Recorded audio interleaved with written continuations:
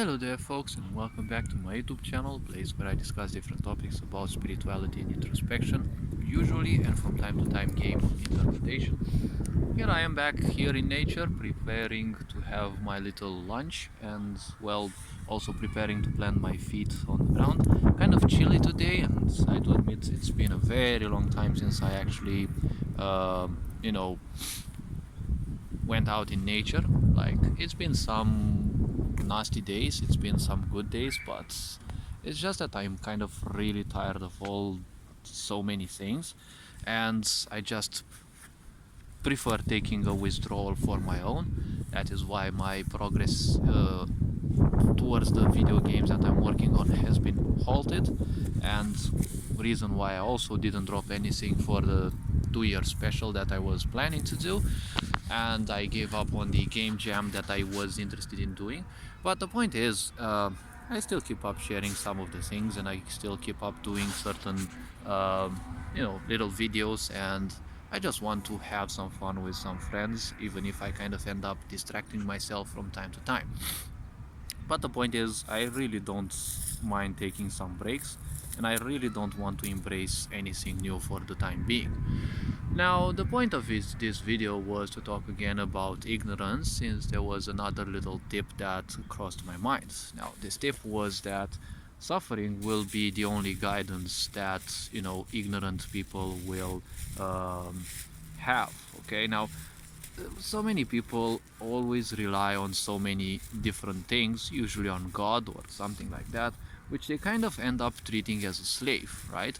Why? Well, because, as Einstein said, God is the embodiment of all the inabilities of humankind, but I would go even further and say God is the embodiment of all the uh, ignorance, right, of humankind, because so many people are ignorant. We all are to a certain level, but the point is, people run away from responsibility and they expect someone else to fulfill that.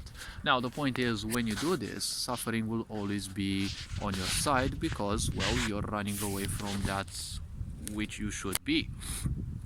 Now, depending on certain things which I don't take seriously into account, and aspects like spiritual age and the such, indeed some people may be a lot younger, so therefore ignorance will be their shield, will be their survival, because, well, they are still stuck in a lot of things since they still have so many lessons to learn.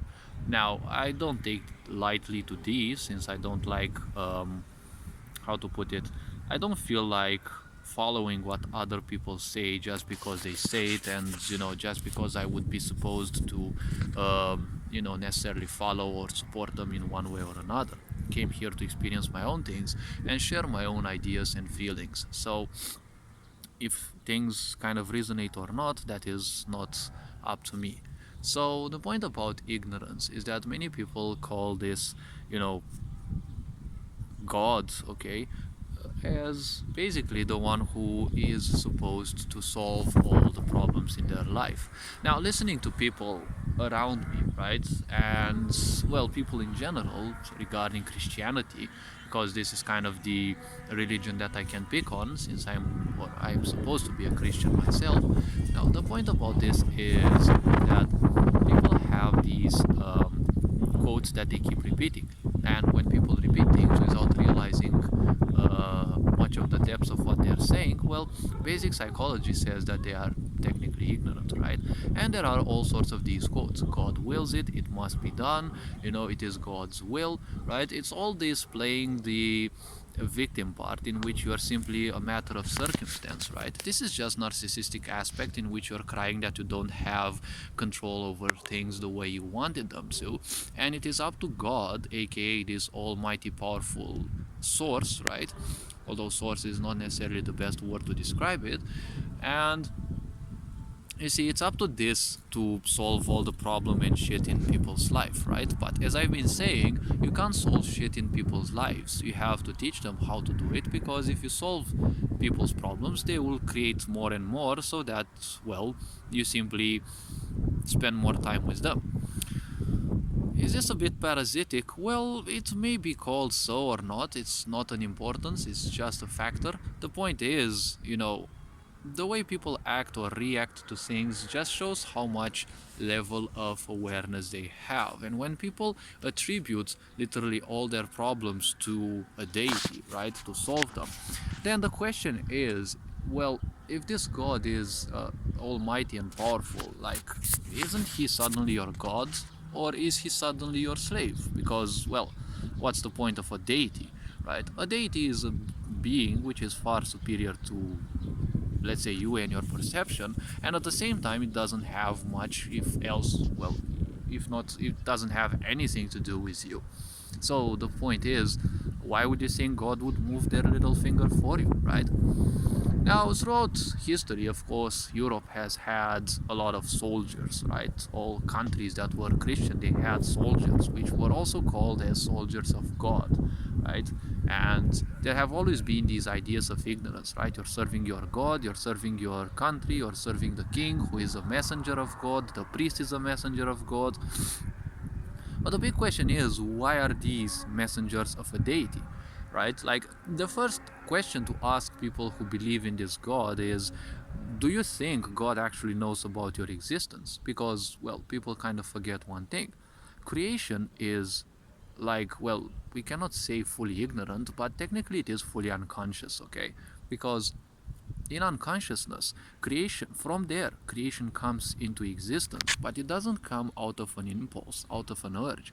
It doesn't come out of love, out of hatred, fear, judgment, or the such, right? Because, there is no such thing as that outside of creation, right?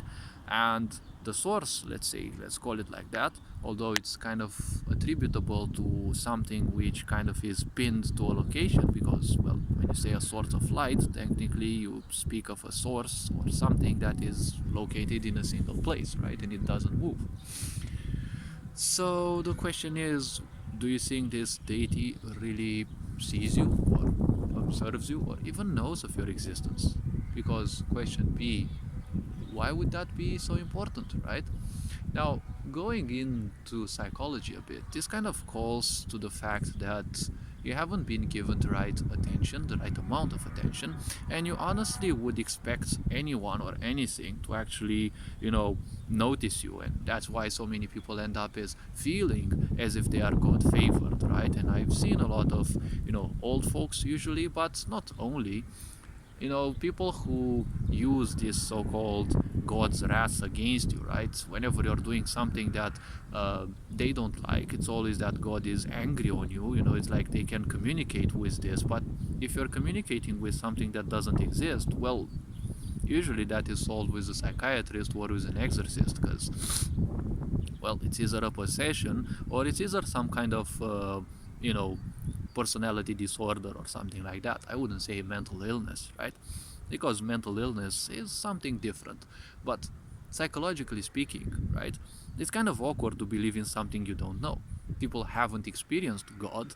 There obviously is something beyond us, because there obviously is something, or there are more of something or some things that allowed all this creation to exist. We haven't created this, right? We have manipulated some resources on this planet and shaped its face in a certain way, but we haven't created the planet and we haven't created the resources, right? At most, we have used some resources to create other resources and turn them probably into other resources, and so on and so forth, in order to achieve what we wanted. Now, the point is, creation is not conscious, okay? There is no such thing as consciousness, okay, in the aspect of creation, okay? There are multiple levels to this, and even ignorant people, they have a little sense of consciousness, okay? There is a little sense of consciousness in there, because at least they have instincts, right? They are capable of observing certain dangers, certain things, and these instincts, right? These primal defensive mechanisms of the body, they are a certain level of awareness, which is usually the drone level, right? You just live in survival mode, and, well, you just handle that, right? Creation doesn't have that, because creation doesn't bring things into existence because of fear, anger, or whatever any other emotion. If you take any human, right, and you turn them, let's say, into a creatrix force, let's say, well, that human with their level of consciousness will obviously create things and denaturate those which they don't like, right? They will create things based on what they like and what they don't like, right? For example, if someone hates a certain type of people, most likely they won't create that type of people, right? That type of personalities. So why do you think God actually knows about you? Because these being said, creation brings into existence all sorts of things, all sorts of facets of existence, right? Including those people whom you like, people whom you don't like, and animals whom you are afraid of, right? And so many of these aspects, right? And creation simply doesn't take into account whether you exist or not, because people fail to understand the most important principle of life. You are here for a split moment compared to the existence of the universe. And then the question is, after you go poof, do you think the universe cares about your existence or not? Creation simply comes into life and will simply vanish, because that's what creation actually is. On a physical level, things are somewhat limited, because physicality in a way means a boundary. Now, a boundary can only be limited. And of course, there are multiple levels of limitation because, well, we have multiple levels of physical bodies. Now, the most physical one which we have, the one we inhabit, right? We will ditch this at a certain moment, right? It will become incompatible with life through, well, more direct or indirect situations. And, well, when it becomes so, the, let's say, soul, although it's kind of funny to speak about souls, the spirit, let's say, shall move on, right? Now, many people still question these ideas, right? Like, is there anything like reincarnation and the such? Now, the point is, why would people bother so much with reincarnation? I mean, other lives may be good, but it's the same exact, ignorant mindset, right? We've made shit out of this life, and of course, we haven't been the only participants in this. Yes, so many other forces took part in it, but of course, we didn't take much responsibility either. So we just want a new life, and we wonder how previous lives have been. No, I assure you, whatever your previous lives have been, they definitely have been worse, because on a time scale, they have been most likely in the medieval and ancient times, and obviously, those times were much less.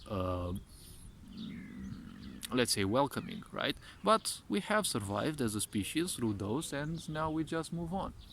Now, the point is, the same mindset is applied nowadays, right? We have made a mess out of this planet and we just want to run away and find different other worlds, right? We want to find different other planets, different other environments that we can, well, most likely make a mess out of, and then, well, expect to find new ones that we can make a mess out of.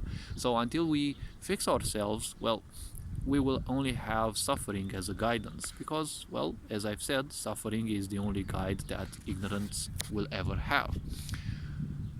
And of course, loneliness, let's not forget, because, well, with ignorance comes loneliness, because ignorance means separation, right? In ignorance, people identify themselves with certain things that they need as tools of survival. You need to call yourself in a certain way, an engineer, a this, a that, or whatever, right? And even LGBT and the such, right? Because people want attention, and if you run away from, the aspect of being social, well, loneliness will be your only sister, and, well, I assure you that her presence will usually hurt. And of course, well, with being hurt, suffering is also the other thing that comes, right? And suffering comes in many forms. Usually it comes in the form of depression, right? But when you are depressed, okay, many people kind of forget that depressed, it's actually read as deep rest. And you are not depressed, you need deep rest, okay? That is why occult English is very important to know, because, well, the way English is shaped in a certain way as a construct, or namely something that you use far in the future, not necessarily now. So all this being said, hopefully, well, you understood something, hopefully you liked this video, and hopefully this video made you a bit more introspective. Again, all this being said, you are appreciated, take care of yourselves, Feninjan Board signing out.